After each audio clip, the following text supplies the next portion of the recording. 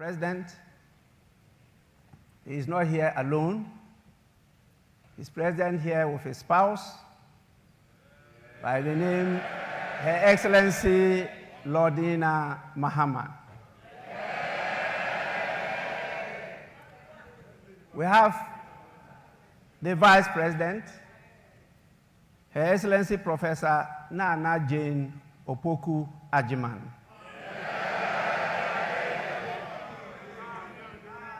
We have the Chief Justice, Her Ladyship Gertrude Tokonu.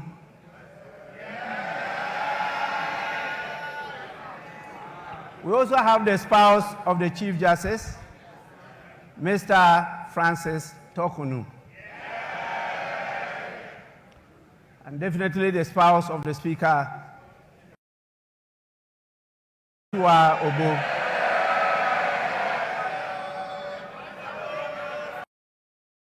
We have the Chief of Staff, Honorable Julius.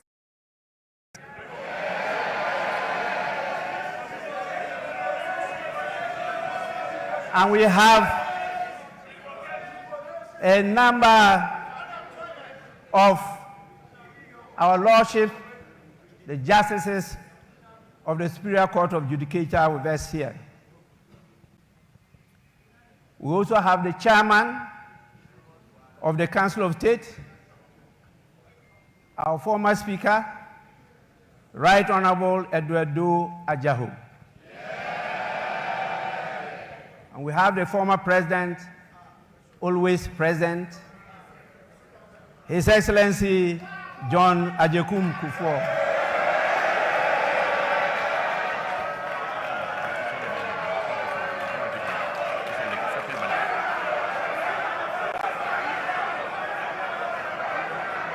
Honorable members, order, order, order.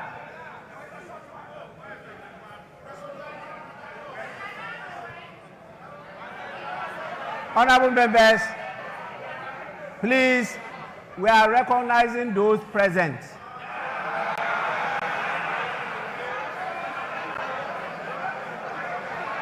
Honorable members, we also have the former First Lady, the evergreen, ever-present, Her Excellency Nana Konadu Agyemang-Rawlings.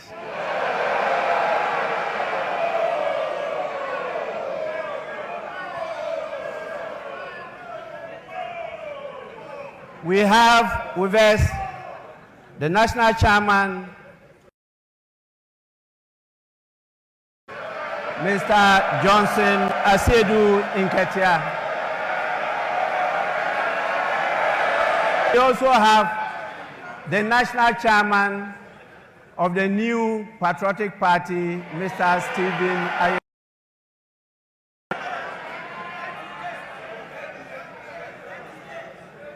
We have the General Secretary of the National Democratic Congress, Mr. Fivi Fiavi Kwete. The General Secretary of the New Patriotic Party, Mr. Justin Frimpong.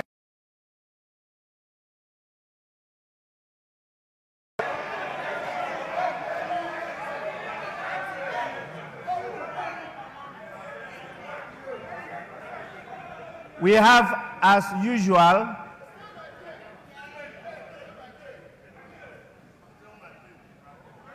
our excellencies, the diplomatic corps of the various countries in Ghana. You can see, as usual, they have come in their numbers. We are extremely grateful for your presence. And we have the couples, the heads of the various security services with us. And we have our revered chiefs, queens, and queen mothers with us here. And the various heads of all the religious bodies we have in this country. We'll also have the former clerk to Parliament, Mr. Emmanuel Anyimedu, and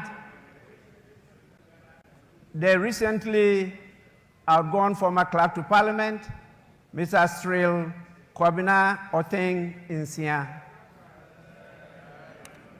Honorable members, in the meantime, this is the list of the dignitaries that I have who are present here with us.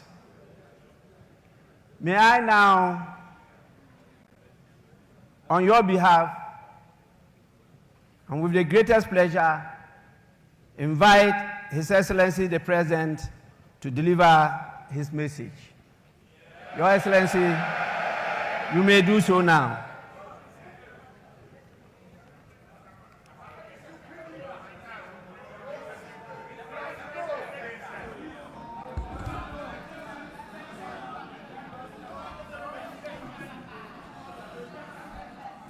Thank you very much, the Right Honorable Speaker, Your Excellency the Vice President, Your Excellency the spouse of the President, Your Ladyship the Chief Justice, our honorable members of Parliament, honorable members of the Judiciary, distinguished leaders of our security services, Your Excellencies, members of the Diplomatic Corps, our revered Nime Name,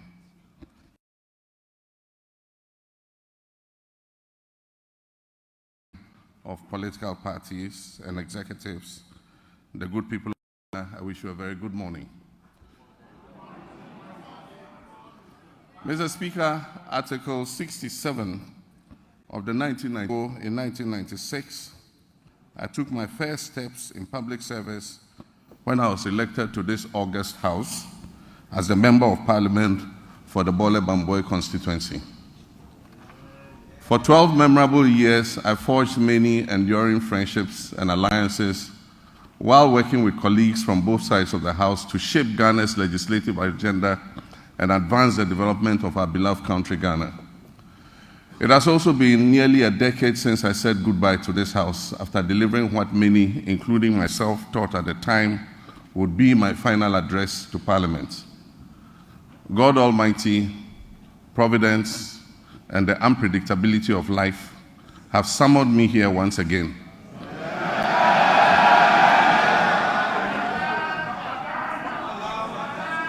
On the back of a historic electoral mandate from the people of Ghana to deliver a message on the state of the nation. That mandate came with an unprecedented majority in Parliament. And here I am once again to deliver a message on the state of the nation. Mr. Speaker, I wish to convey my heartfelt gratitude to Parliament for the prompt vetting and approval of my nominees for ministerial positions. This efficiency is unmatched in the history of the Fourth Republic, demonstrating the strides we can make when we come together in our dedication to serve the people of our great country. I believe that a similar dispatch will be applied to the approval process for my deputy ministerial nominees. This will enable them to promptly assume office and assist their ministers in delivering our noble vision of resetting our dear nation. In making the nominations and considering the numbers involved, I considered the long expressed sentiment of the Ghanaian people about the sheer size of previous administrations and their associated cost implications.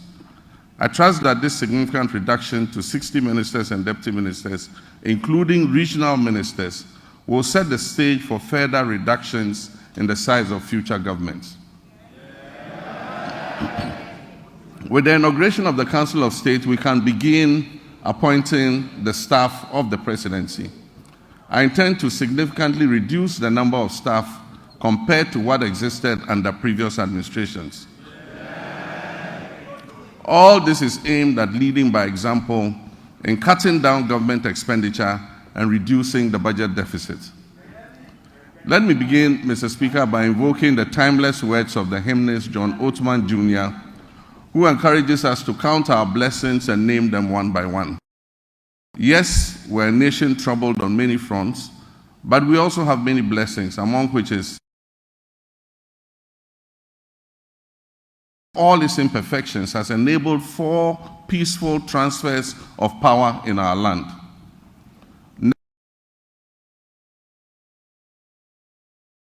Instability, there's a good reason to take sober satisfaction that these successful, peaceful power transfers have become routine. Mr. Speaker, 50 days ago, I took the solemn oath to assume leadership of this country and serve with truth and humility. This was preceded a month earlier by a watershed election that promised to revive our nation's fortunes and give us a new lease of life. The election result gave us an important opportunity to change course and move off the slippery slopes our country had been descending, caused so much economic pain, suffering, and grief to our people. In their collective wisdom and with resounding clarity, the Ghanaian people chose to chart a new path to reset the country's economy. And through their votes, they declare that they will henceforth demand the highest standards of governance from those they put in positions of leadership. The good people of Ghana elected me to office with a historic electoral margin of nearly 1.7 million votes.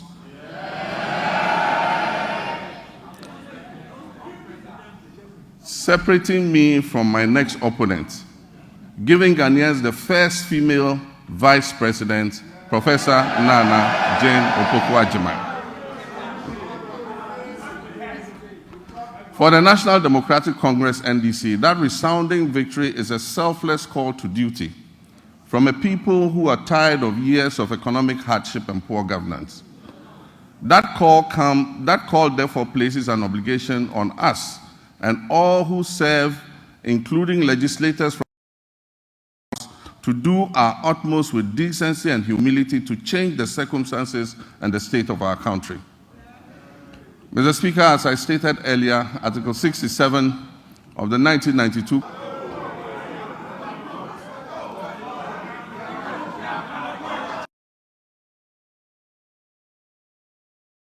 are suffering unprecedented hardships. Mr. Speaker, we will host a national on March 11th, the Minister of Finance, on my behalf, will present the budget estimates for the financial year 2025 to this August House. These 2 events will allow us to present the real state of Ghana's economic crisis to the people. Mr. Speaker, it is not my style to lament and shift blame when confronted with challenges.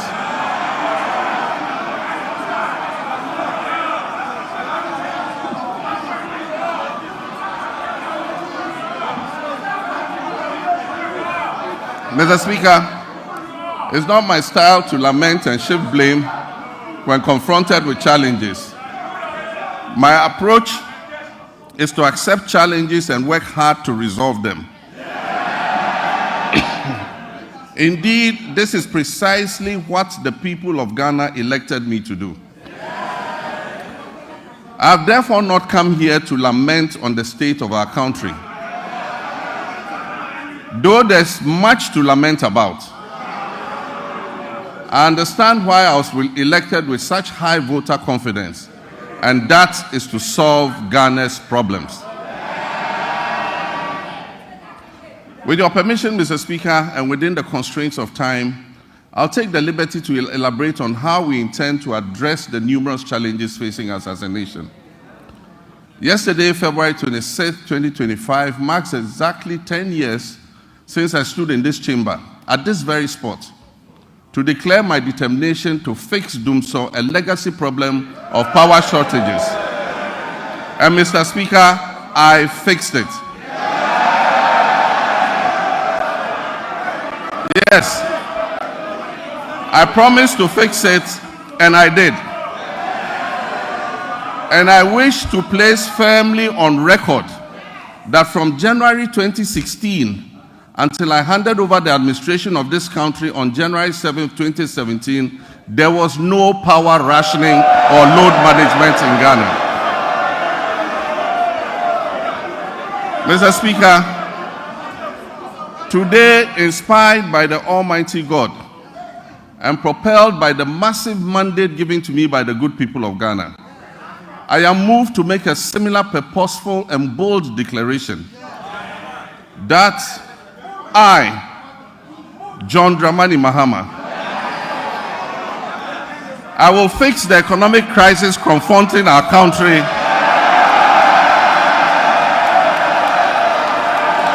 and reset it on a path of growth and prosperity.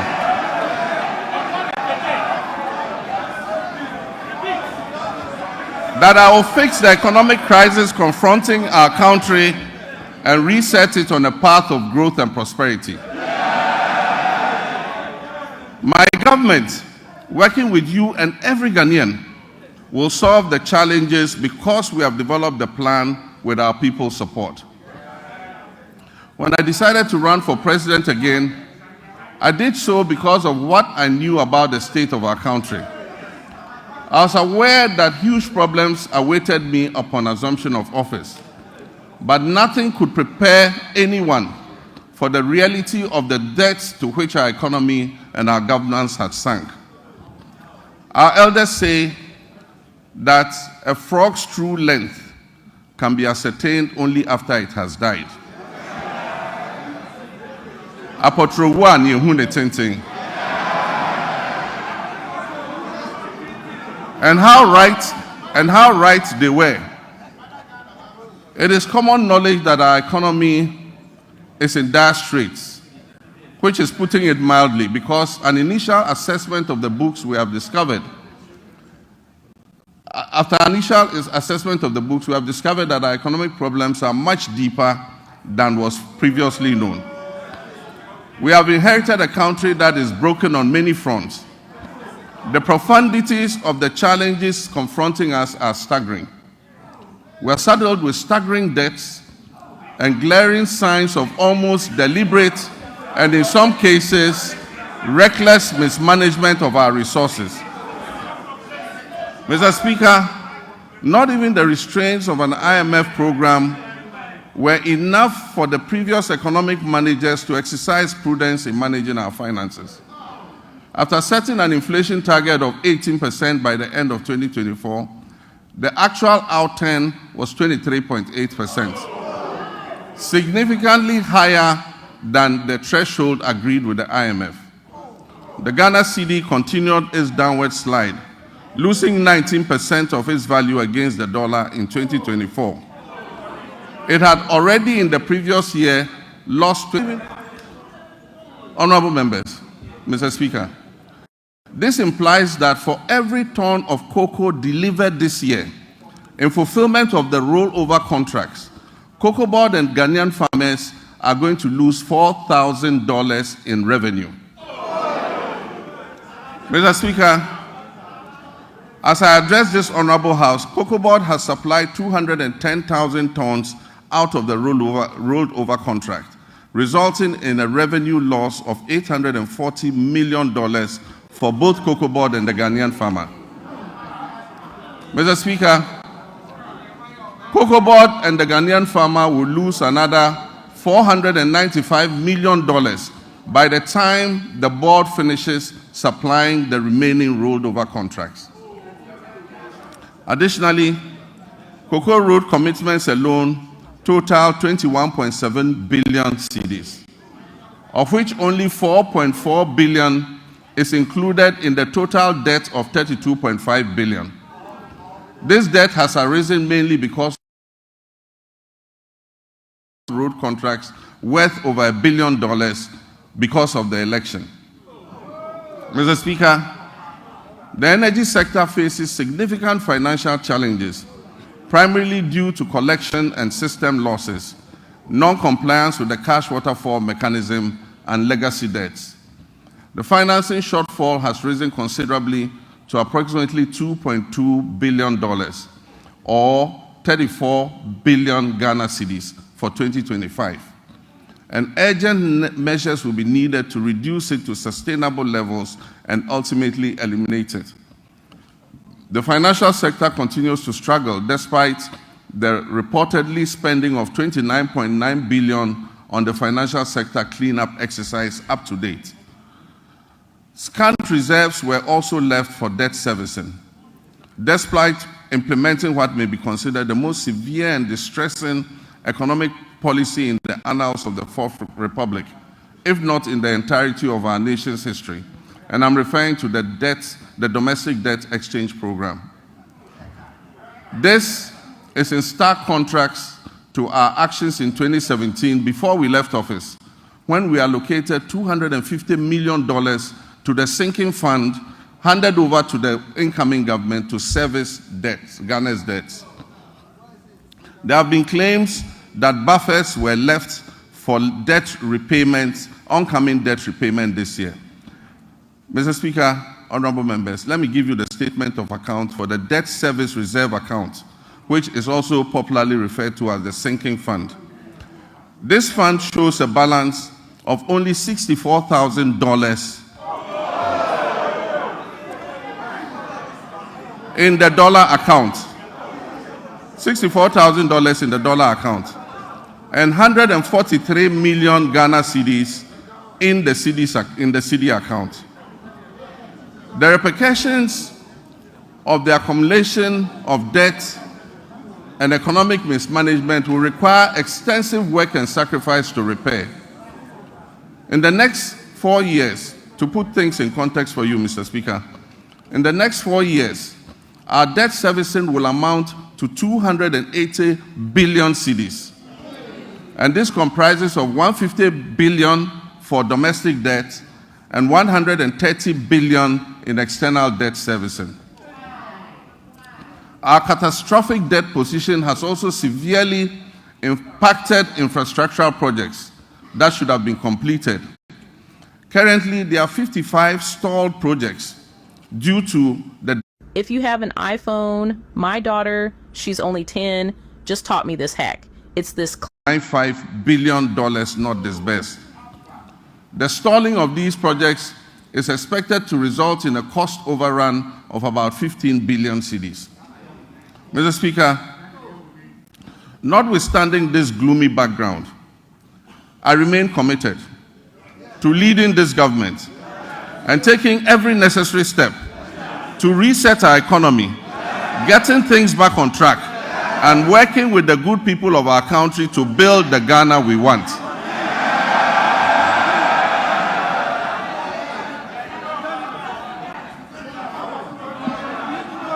Mr. Speaker, we are doubling our efforts to complete all outstanding structural reforms. Through the budget, we will implement correct to restore fiscal discipline and debt sustainability. We're also working hard towards completing and the IMF Executive Board is expected to approve it in June of this year. Done previously, we're also building buffers in the sinking fund and adopting debt management practices to ensure prompt repayment of upcoming and external debt maturities. In this respect, government successfully honored... Mr. Speaker, the good news is that we have also built additional buffers in the sinking fund to honor the maturing bonds that are due in July and August. And so bondholders can rest assured that they will be paid to the last peswa, whatever is owed them. With the transparent and prudent measures we have implemented since taking over the administration of this country, I urge my countrymen and women, business owners, and foreign investors to trust our competence in turning our economic fortunes around. Mr. Speaker, since we took office on January 7, 2025, we have upheld our commitment to a fiscal consolidation agenda with a streamlined government. We have eliminated unnecessary expenditures and reduced our reliance on borrowing. Our prudent debt management practices have led to a substantial reduction in interest rates.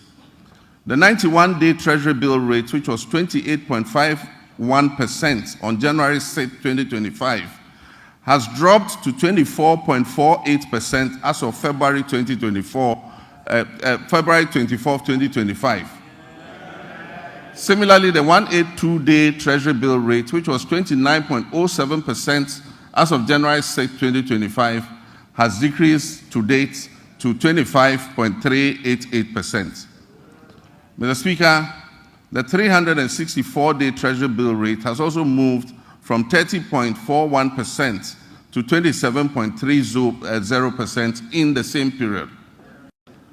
We signed a memorandum of understanding with our official creditor committee, OCC, to formalize the debt treatment agreed upon with our official creditors.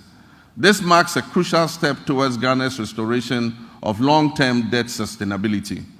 The agreement will enable financial resources to support and strengthen our economic recovery. Mr. Speaker, on February 20th, 2025, the National Tripartite Committee and the Public Services Joint Standing Negotiating Committee concluded negotiations on the 2025 minimum wage and base pay for the single-spine salary structure, respectively. I want to use this opportunity to reiterate my sincere gratitude to organized labor and the Ghana Employers Association for the understanding and cooperation in reaching this agreement on the minimum wage and the base pay. On the final day of negotiations, I enjoyed the privilege of joining my comrades, the leaders of organized labor, for the concluding discussions. I'm confident that the sacrifice we have all made this year will significantly benefit our economy's health in the future. We look forward to a positive economic outlook as we restore macroeconomic stability, we encourage exports, we activate the 24-hour economy policy, we implement the $10 billion Big Push policy for swift infrastructure development, we rationalize taxes and foster inclusive growth. The goal is prosperity for all, which must be shared and not the prerogative of a select few. Mr. Speaker, in fulfillment of our 120-day social contract with the Ghanaian people, we have put in place the Planning Committee to host the National Economic Dialogue. This dialogue is expected to discuss the state of the economy and reach a consensus on the key policies needed to address the devastating economic crisis confronting us. It will support the development of a homegrown fiscal consolidation program, and it will highlight key structural reforms and policy priorities essential for resetting the economy and creating prosperity for all our people. I believe there's absolute wisdom in what our elders say, that two heads are better than one. Tikro and Kwejina. Consultation and consensus building have always proven to be better than unilateral decision-making. It is my hope, therefore, that our colleagues on the other side of the divide will display love of country and participate in this national dialogue, unlike the boycott of the Senchi Forum in 2014.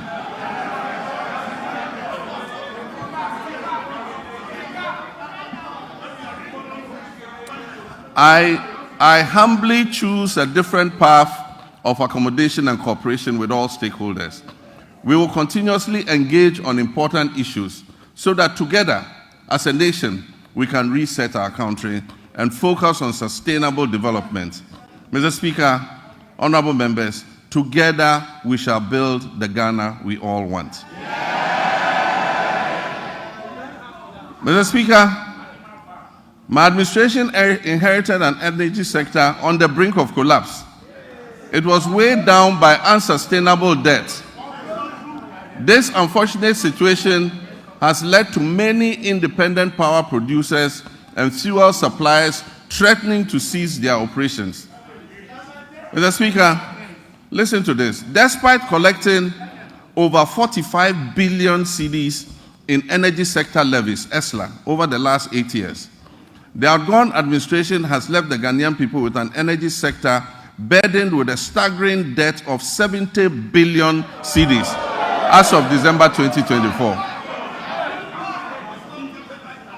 It is of deep concern that several state-owned enterprises in the energy sector are struggling to stay afloat, and unless urgent interventions are made, many of them will go under. Financial distress in the energy sector remains a significant obstacle to delivering consistent and affordable electricity to Ghanaians, and it poses an existential threat to our economy in general. Compounding these challenges, Critical maintenance activities, such as the scheduled pigging of the West African gas pipeline, WAPCO, were postponed from 2024 to 2025 without sufficient contingency measures for alternative fuel supply. As a result, my administration has had to swiftly mobilize resources to secure emergency fuel supplies to ensure that electricity generation continues despite the closure of the West African gas pipeline. I've been informed that the pigging exercise will be completed in the first week of March, and once again, additional gas will flow from Nigeria.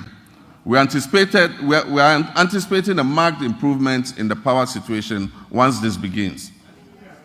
While the current state of our energy sector poses grave concerns, we must remain resolute in our commitment to restoring stability.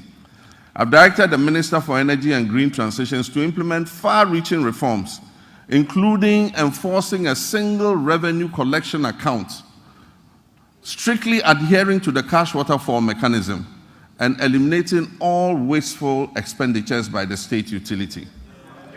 Mr. Minister, Mr. President, Mr. Speaker, following my directive, Mr. Speaker, following my directive, the Minister has set up an advisory committee to guide the participation of the private sector in metering and billing in order to improve efficiency in revenue collection and also reduce the high commercial and technical losses framework. ECG provides bulk supply of power to Enclave Power Limited. This is an organization in Ghana. Enclave Power provides meters and bills to all companies operating in the free zones enclave, with 99% revenue collection and nearly 100% uptime in power supply. This is being done here in Ghana. We can use it to cover the rest of the nation to ensure that we get revenue compliance and be able to bring down tariffs for our people. Mr.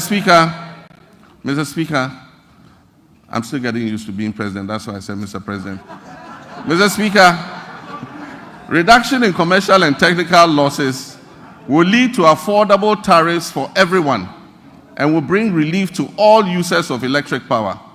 We also aim in the medium term to achieve 100% gas utilization for power production and to eliminate completely the use of crude oil and fossil fuels.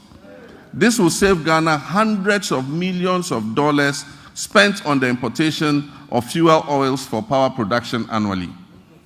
With regards to renewable energy, this administration will soon operationalize a renewable energy and green transition fund to enhance efficiency and accelerate Ghana's transition to renewable energy. This initiative will drive investments in sustainable energy solutions, including solar street lights, rooftop solar installations, off-grid solar systems, electric vehicle charging stations, and rechargeable outboard motors. These measures will reduce dependence on the national grid and position Ghana as a leader in Africa's green energy transition. Mr. Speaker, Ghana's petroleum sector has witnessed a precipitous decline, with crude oil production sinking by more than 32%. This has resulted from the high opacity levels, a very hostile business climate, and excessive political interference in the sector, culminating in most of the major oil companies exiting and stalling all upstream activities. The decline in upstream activity is obvious to any person familiar with the twin cities of Sekondi and Takoradi. Just under a decade ago, these cities were the bustling epicenter of fabrication, logistics, service activity associated with the upstream oil and gas sector. Unfortunately, my recent visit reveals many shut down facilities and many businesses have packed and left the shores of our country. Hundreds of workers have been laid off and left unemployed. I wish to assure the good people of Sekondi Takoradi and indeed the whole Western region that we are going to breathe life back into your area.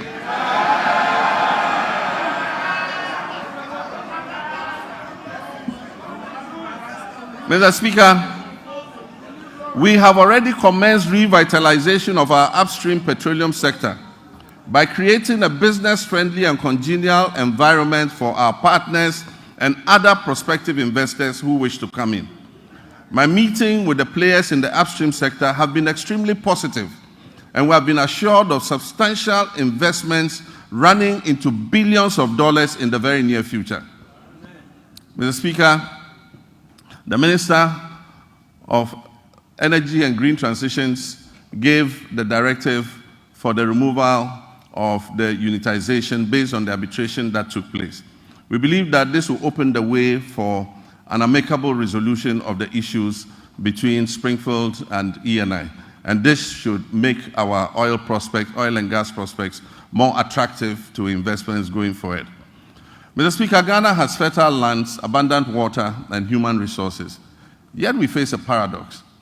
Our food import bill continues to soar, reaching alarming levels of over $2 billion annually.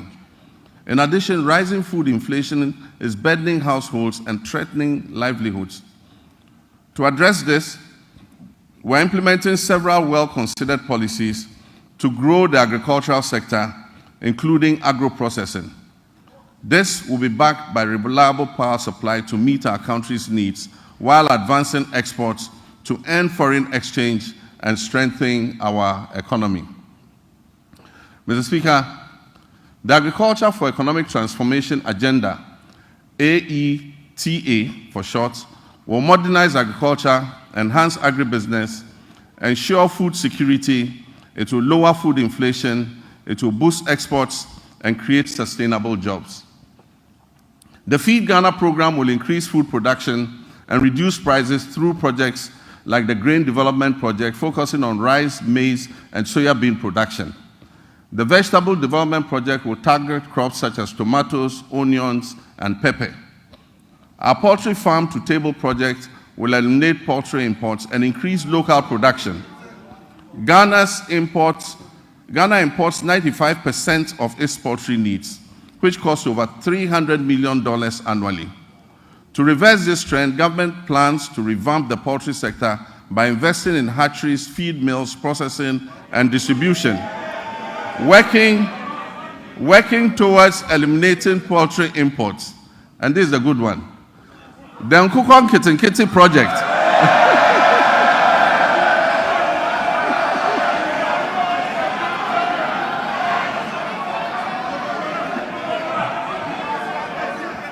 We actually have a project called Nkukon Kitinkiti. The Nkukon Kitinkiti project will cover 55,000 households producing eggs and fresh poultry for the market. And it will help reduce our $300 million we spend on importing chicken annually. Mr. Speaker, to strengthen the connection between agriculture and industry, we will prioritize value addition, processing, and distribution. And this will position agriculture as profitable and appealing, making it more attractive to our young people.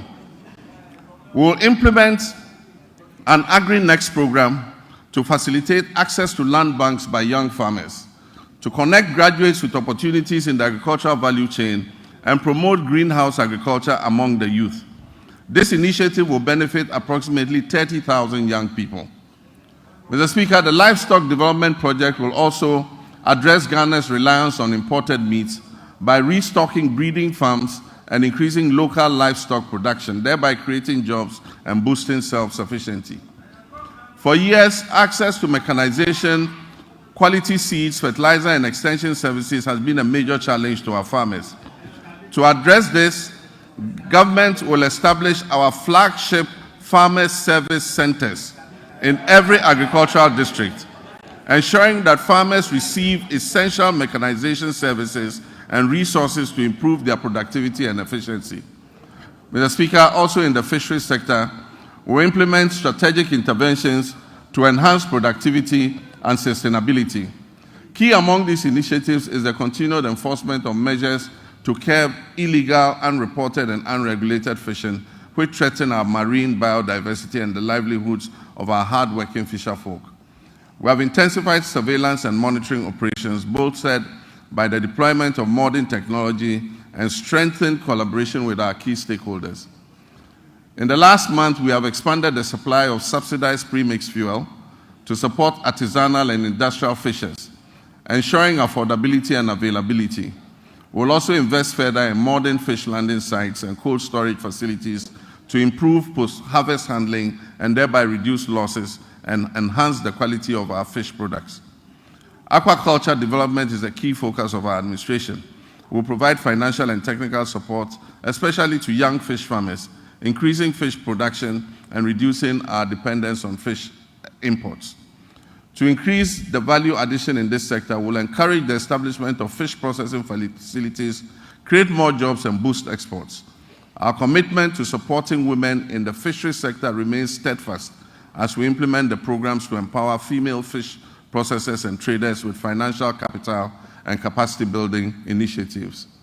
While we work hard to fix the economy and provide jobs in all sectors, including agribusiness, one of the biggest crises we face in this country is youth unemployment. Youth unemployment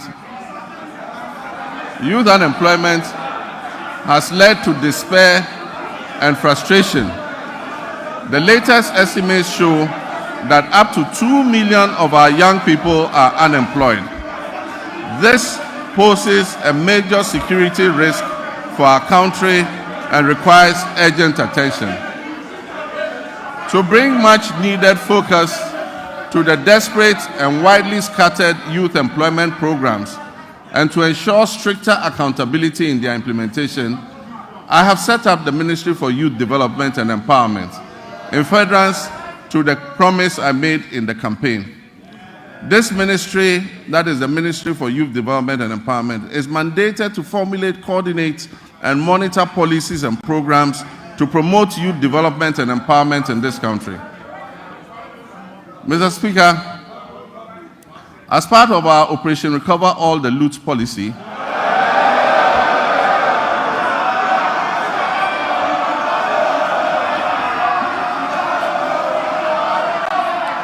Mr. Speaker, as part of our Operation Recover All the Loot policy, ORA, I've already tasked our investigative bodies to bring the culprits of the National Service Ghost Name scandal to justice. Such brazen theft of public funds must not go unpunished. It is estimated that the criminal addition of some more than 80,000 ghost names could have yielded the suspects over 50 million Ghana cedis every month. Unfortunately, some of these suspects are believed to have absconded from the country already. I have directed that they be declared wanted and their assets traced and frozen until investigations are completed.